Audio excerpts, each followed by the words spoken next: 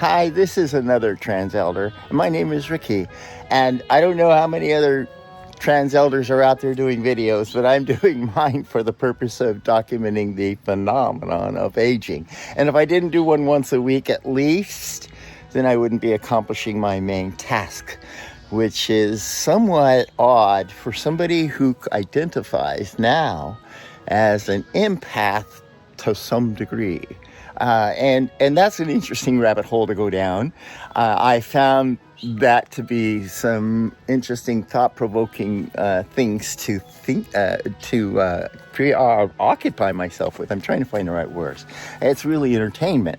And I have found in my way of living out here by myself in a small, little tiny place that I have managed to call home and turn a greenhouse into a little studio. And let's go in there real quick before I take off to the mailbox, because part of my other mission on this channel is to document that staying healthy mentally and physically is great. And maybe living alone and doing what I do is good because nobody can tell me not to, or I can't tell myself not to when there's nothing else to do. I don't know. I can explore that as well. But today I want to explore a few things that I'm going to do in order to get some exercise. I don't hardly talk to anybody out here. And when I do, they usually want kind of my services. And as an empath, I have a hard time denying that. But then again, because of that reason, I get the benefits of some of what I am privy to in order to help some of these folks out here. Now, that's okay, I think. I'm not with them all the time or anything like that. And actually, they're gone, so I'm not dealing with them at all. I just get to be with the garden and get to be with the things that I like to be with. And we'll do a little bit of that on this video as well. It's all anonymous, let's say that, and non-disclosure. And I'm also... my arm's getting tired holding this thing up. But let's look at my little greenhouse back here, is back there. And we'll talk about my little other project as being a trans elder in a really small place, North County, 11 miles to the nearest town. I've lived on this farm for about 9.5 years now. And this is my collection of root burls that I've picked up in the last couple of years. And they are in the stream beds and alongside the hills after they've been bulldozed and cut down. As you can see, many of these have been cut over and over again, and then they finally cleared the land by a bulldozer, and these are what rooted up out of the ground. And then I found them and brought them back to me because they are all shapeshifters. They're all incredible pieces of wood that once I take a few years back into this stuff, get underneath this live oak here, underneath this bark, they have amazing shapes. So I do that in here and in solitude. And this is one of my finished pieces. It's beautiful, as you can see. And I've set up my lighting system for when I'm video this thing. And this is a Rickey Amar's What's Next and Root Shapeshifters, rather. And there's my camera capturing all the rodents that come through here. I'm working on that. And I just don't want to alienate people who love rats. I know, but some of them are not good because they chew wires and they've eaten the wires out of that, disabling that, couldn't turn it on, and then once I got it going, it wouldn't shut off. So I mean, that was all wires that were chewed. And back here, out here, I'm doing artichokes again this year. I did last year, and I really liked them, and so I'm growing again this year more. And I'm going to. These are things that I can put in pickle, and I love pickled artichokes. Really good for you. And this one here, it's a baby and it's ready to come off. So I am going to harvest that one, and that one is baby too. Those are little ones. kind of early right now. This is actually a pup from a very large, here's the main stalk from the original right there. And then these are babies off of that, and they will keep growing little ones like that. But so far I haven't found that the pups grow anything like the first generation of artichoke. And so I'm new at growing these things, so I'm finding that out.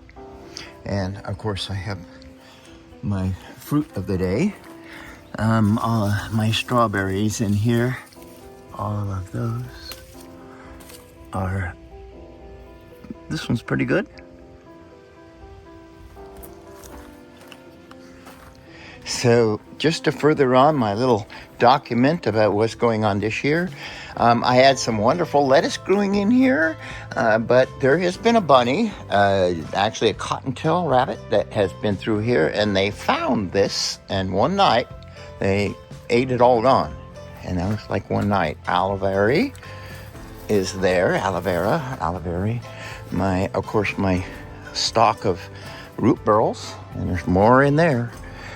And back here, I have been growing these little fellas, little girls, whatever.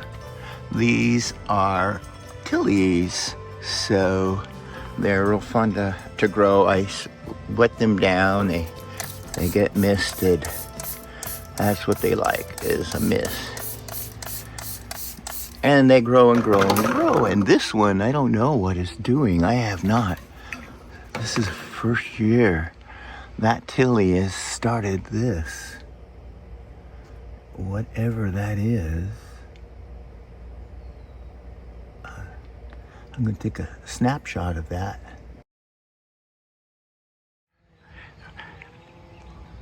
On our way, I'm going to stop right in the middle of that road and take some pictures and a little video of some goats and donkeys my neighbors have. They also have chickens, and I get my eggs from them. My two favorite chefs when I was in my teens, bartending in Vermont, were Jenny and Tommy. There's the donkeys. Hi. Hello. Hello. Hi. Where's the goats? They come too. And she said too that the goats have gotten more friendly too since the donkeys have come. It's partly because they feel safe.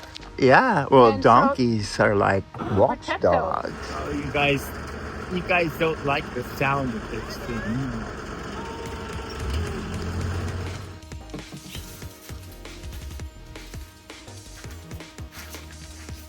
Hi everyone. I'm going to end the video here. I'm going to be applying my homemade bug and insect repellent here. It is made with oils. Essentially, they're oils that are for fly repellent that they use for horses to keep them flies away from their eyes. It's all natural. It has lanolin and also a sunblock, and also DEET, which I buy the pump spray. But I pour it into this and mix it with water. And I start with about this much of this in a container, a milk jug like this. And it mixes really well. It turns like, looks like milk. And then I put it on a cloth, which is an old sock. I saturate this real well. And then I make sure I put this on every part of my body. So in my videos, if my skin looks shiny, it's because I have this oil and lanolin and sun stuff on me. Make sure I get my ears, around my ankles and my feet. Then I use my little back scratcher here for my other areas that I can't reach. I just stick this thing in the fingers like this. Here we go. There. Now I put it in the fingers like that, and then I can get the rest of myself. And then one of the other things I like to do is I like to flop it around all over, and I do that all over my body. And then this this damp, so it just blots it really works for me. I am the insects out here, the midge flies, the mosquitoes, the fleas, the ticks. I'm next to a national forest in a coastal desert canyon, organic farm, no poisons.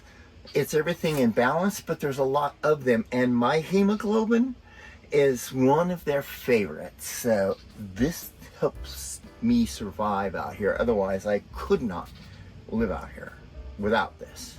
No way. I would be eaten, and it's happened to me. So anyway, enough of that.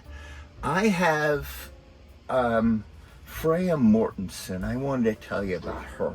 She was the one one of my things I like to do is I like to look at different creators take on life and this and that. And I found her to be extremely interested in the world of empathy. So an empath. And what is that? She has a great YouTube channel. So if you haven't seen her and you are interested to know what empath is all about, or what an empath is, there are all kinds of flavors of empaths. And in sociology, if you look a little bit deep into what some psychologists deem as an empath person who is an empath due to repeated trauma, that is probably where more I fall. There is lone wolf. There are all kinds of different empaths, but at my age, if you fall into, be careful, that can be a rabbit hole. As being an empath, you identify that as a place that you can finally put you into a box that you've been trying to put in a box for a long time, and you haven't been able to find what the name of that box would be. I think the empath box is where you belong. Now, what part in that box, what sub box is in there is big. It's immense. It's a way of thinking. I think a lot of people who've had a lot of different experiences in life and live the way I do, or a lot of people who identify as who you will find on Freya's channel will probably take you down that same kind of conclusion. And that's all I have to say about that. I hope I didn't make too much of a rambling idiot of myself. Anyway, I'm back to what I'm doing today, and I almost forgot what that was. Oh yeah, I have to do a little watering.